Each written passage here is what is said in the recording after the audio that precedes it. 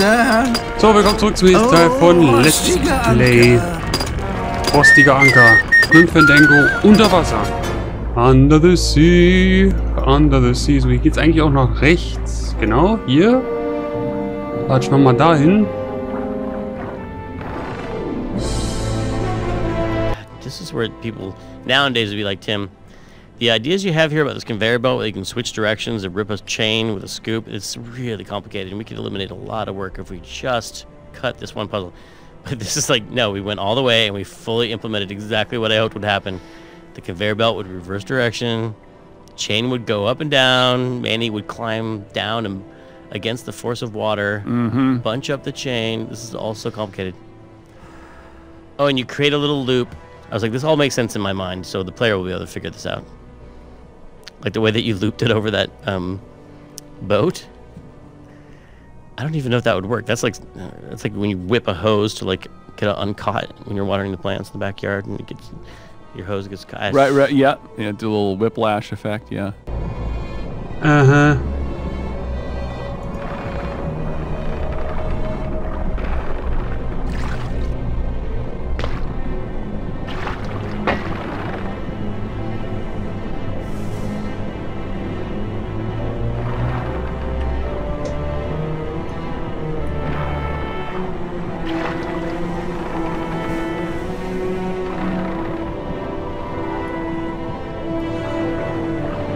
Wie praktisch.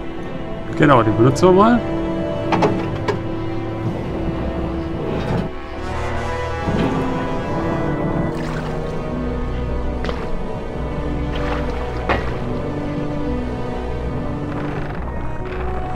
Oh.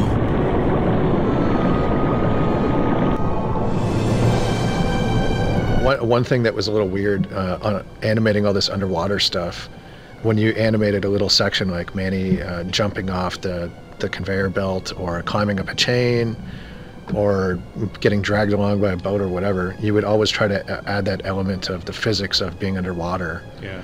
And then seeing the harsh contrast of when you're back in interactive mode and we're still using the same animation of him walking above water. It was hard for an animator to get over that. These little things you can't let go of. You would have had to do a whole new set of anims. Like. Yes.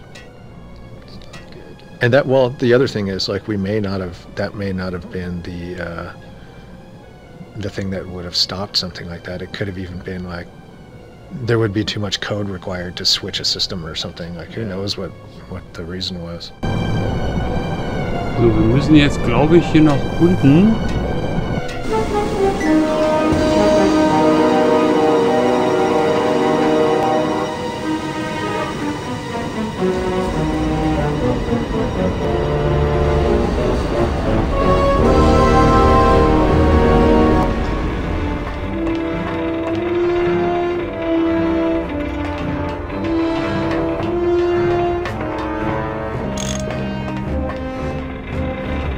Glottis!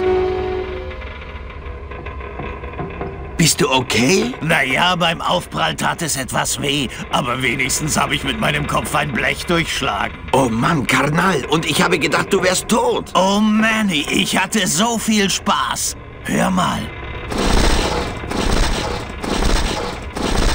Ich frage dich, gibt es eine Maschine, die diesen liebevollen Händen widerstehen könnte? Offensichtlich nicht. I remember being really, see how their hands kind of clip through their sleeves? I remember being really annoyed by that as an animator. Having to settle to do it because you couldn't get the poses or the lines you needed without making things kind of collide. It's something we just had to kind of live with.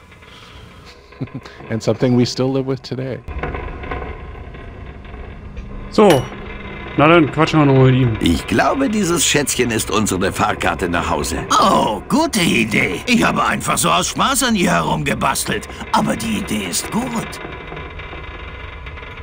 Ich glaube, dieses... Oh, ich habe einfach so... Okay, mehr gibt's hier nicht. Dann können wir jetzt ja wieder hier nach oben.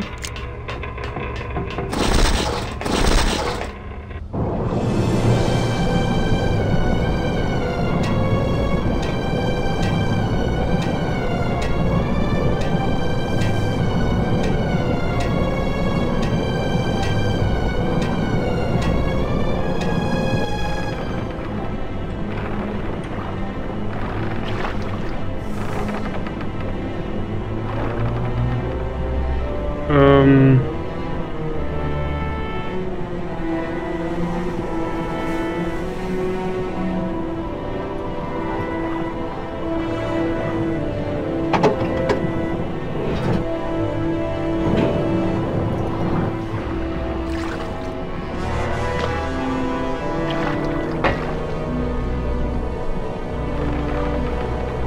nach oben.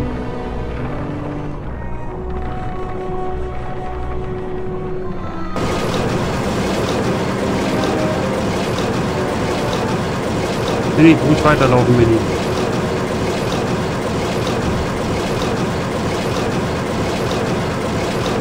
So one of the things that was super, another technical problem that was really interesting was the save load, because I wanted to cut a bunch of corners on save load to just make it a little easier to implement. And we had talked about things like you could only save and load, or when you load, it would load at the beginning of a room and back up content a little bit, or just do it where it was a little bit more convenient. And Tim really wanted a really high fidelity save load, and I remember trying to talk him out of it, and he threw the gauntlet down, and he was like, if Manny's in the middle of a line and there's a puff of smoke hanging in the air, then, and I hit save, when he restores, he should pick up from the middle of that line where he was at, and that puff of smoke should be in the air. And I was like, all right, man, if that's what you want, that's what you're going to get. And it was a big pain. It took a lot of work to get it there. But that's the way the game shipped, and that's kind of, you know, with controls and things like that. You know, Tim was pretty uncompromising and had a vision of what he wanted this thing to be. And you know, as much as we were able, we gave him what he wanted. So, dann klettern wir mal hier hoch. So, jetzt sind wir hier. So this whole environment, I think, was worked on around the end of the game, and we had to bring a few other artists on at the end in order to get it all done. Yeah. No, and then I kind of remember that towards the end, because it was just like a skeleton crew, because I think just the budget had gotten so big that I just remember Pete and a few other people working on it for a couple months or something. Yeah. While all of us had to move on to other projects.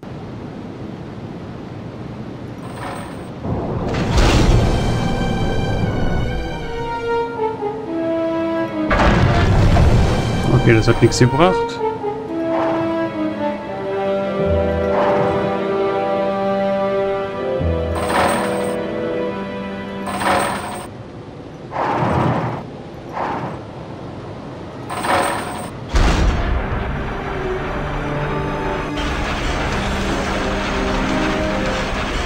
All that water is running in the Rebel Assault engine.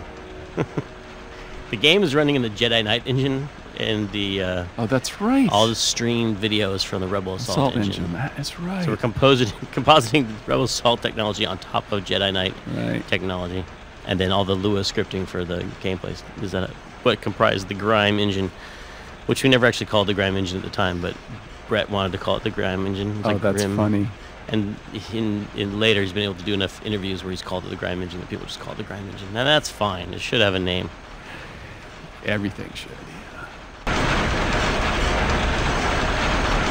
Aha. Also ein Star Wars Spiel hier quasi. Entweder zerkleinern die hier Korallen oder es handelt sich um die größten, hässlichsten Lockenwickler, die ich je gesehen habe. Those look like my sister's curling iron. I was just going to say, those things always scared me. They are truly terrifying. Those curling iron? Grinder. No, the grinders. The grinders. The curling irons, to a lesser degree. Those are based on my sister's curling iron. No, you don't call them curling irons. Curlers. Based on my sister's curlers. Right. And my terrible fear of curlers. They're fearsome things.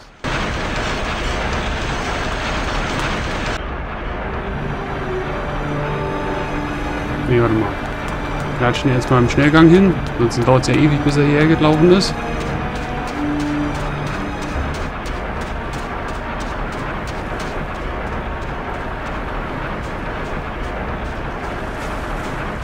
Das Ding sieht schwerer aus als mein letztes Schiff.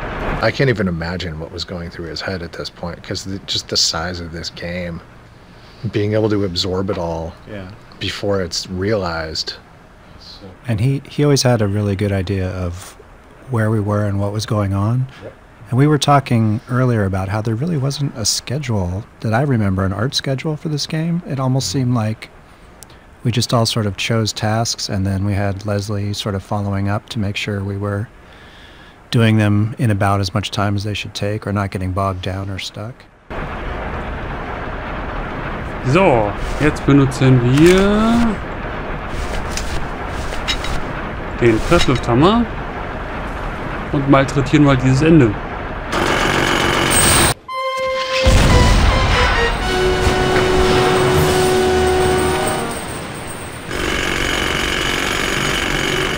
Jetzt verstehe ich, warum Sie den Neuen diese Meißel nicht geben.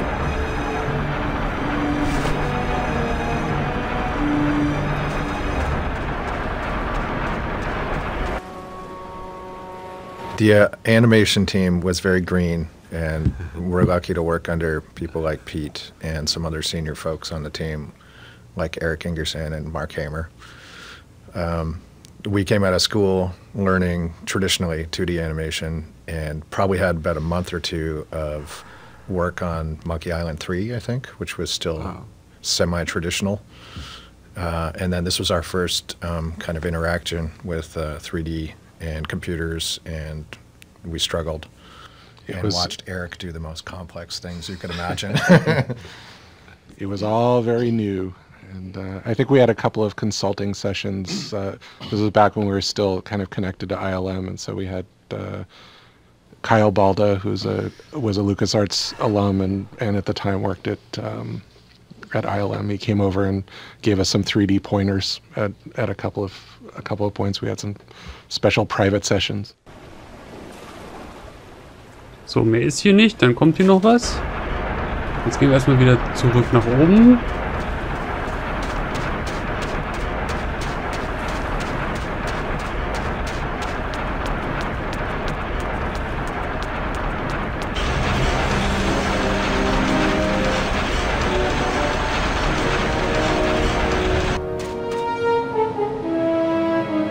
Und lassen die Kette runter.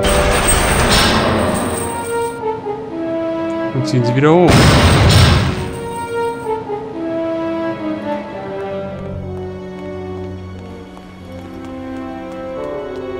Und jetzt können wir hier runter.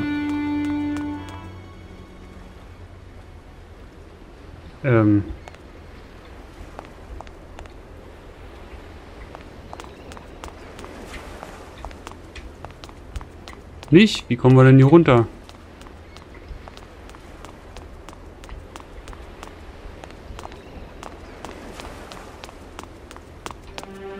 Hä?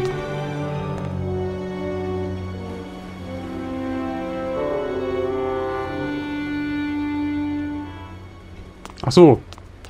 Müssen da gar nicht runter. Ich und meine Notizen. Großartig. Sind schon ein Dreamteam. So, wir sind natürlich am anderen Ende hier.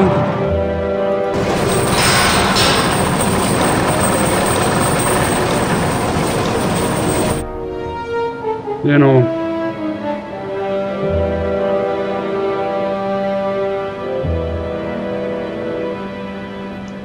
Raus.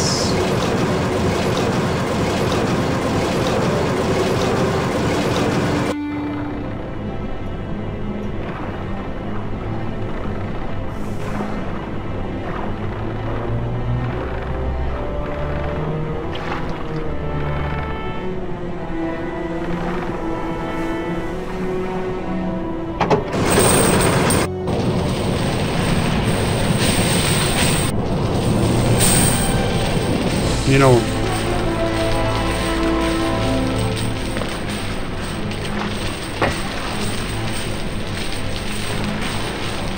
Oh oh.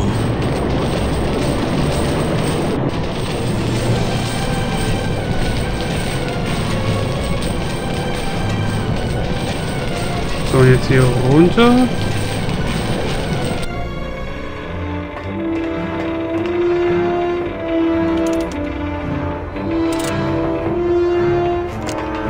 Wollte die Kette jetzt nicht hier eigentlich runterkommen? Ich glaube, dieses Schätzchen ist... Oh, gute Idee. Ich habe einfach so aus Spaß an ihr herumgebastelt. Aber die Idee ist gut. Okay, doch noch nicht? Na gut, dann geht das halt so.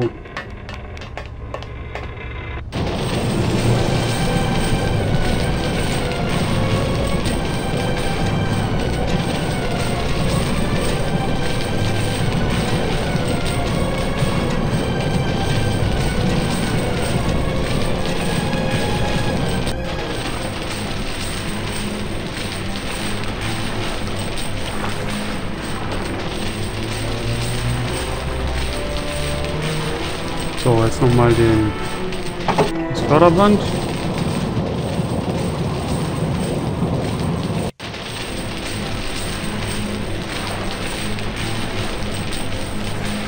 Hä? Nee, Moment.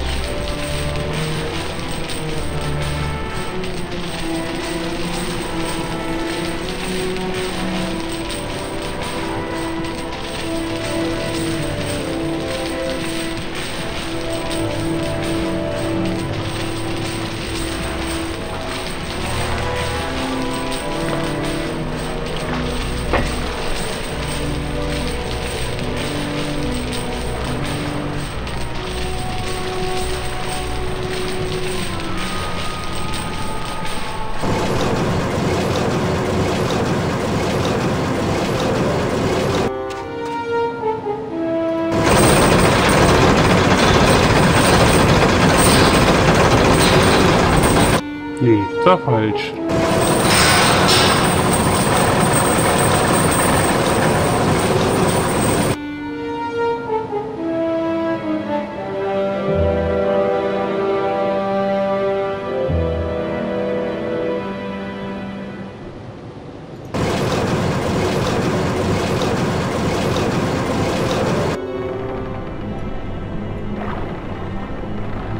So, die Kette muss schon nach unten.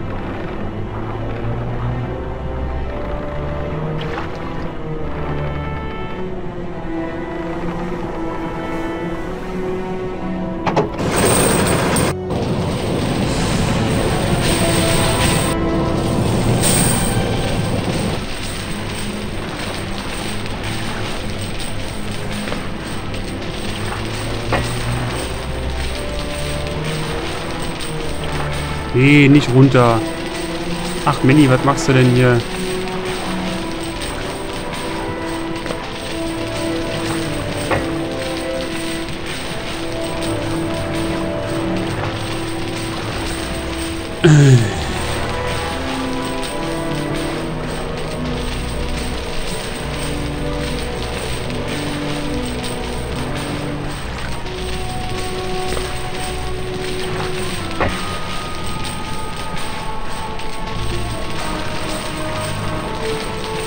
Oh, und der klettert automatisch wieder runter.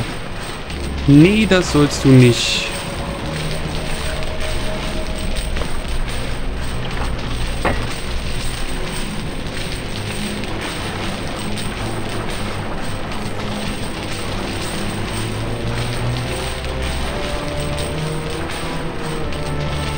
Genau. So rum sollst du.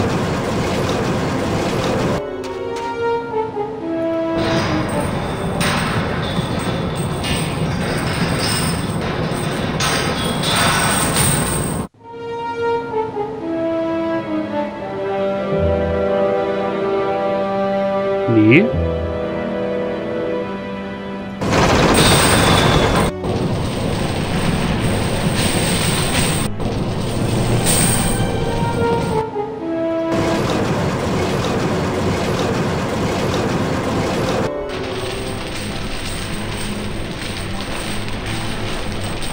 Oh oh.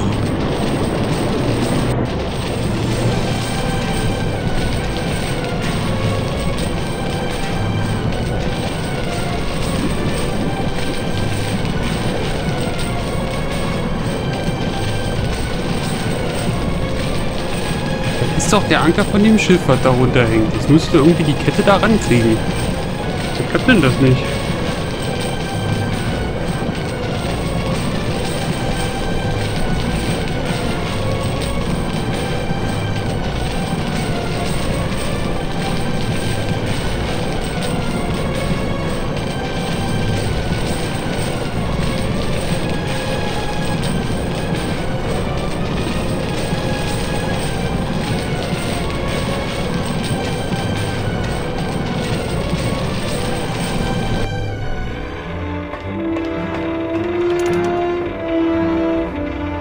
Kann ich nichts machen. Hä? Ich bin gerade verwirrt. Nee, ins Inventar komme ich auch nicht ran.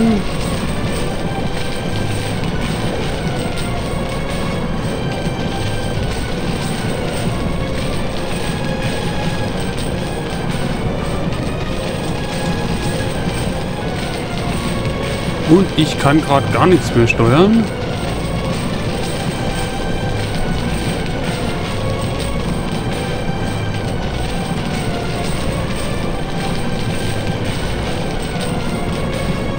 Okay, das scheint sich hier irgendwie aufgehangen zu haben. Das ist aber schlecht. Dann mache ich das mal offscreen nochmal zu der Stelle, weil ich glaube, jetzt habe ich es verkackt. Gut, bis gleich.